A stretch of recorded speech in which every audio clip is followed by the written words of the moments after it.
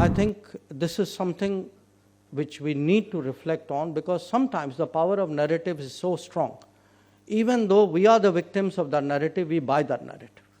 We are often convinced ourselves that we are naysayers, and very casually advocate at times, saying, the entire world is out there, why are we holding out, it makes us look bad. When every time we have actually said no, there are serious stakes in question. And that is something which he has brought out very, very well. So, the power of the narrative is also important to realize, because he uses the Uruguay round to demonstrate how inequities were normalized.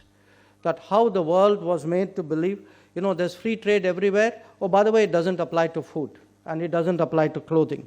It doesn't apply to drugs. It doesn't apply to intellectual property rights.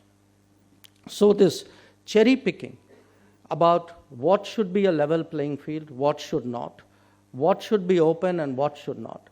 At the end of the day, it is all about freezing leads which countries have acquired. And we see this most starkly in the UN Security Council, that those who have acquired dominance, especially economic dominance, will, through a process of negotiation, through shaping of narratives, create systems which would often appear fair, even if they are not. And I think that is something which comes through very powerful in his book. Now, having noted that, let me also, from my own side, utter another word of caution, which is the importance of not falling for the globalization narrative.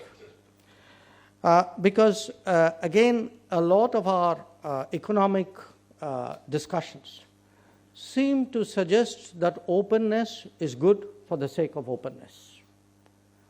Now, if you look at the state of the world and you look at the state of economies, including our own, I think the data would point to the contrary. That in fact today, in the name of globalization, there are enormous concentrations that have been created. Those concentrations are leveraged in different ways.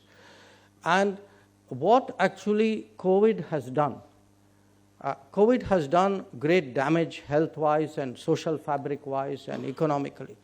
But COVID has reopened the debate about strategic autonomy.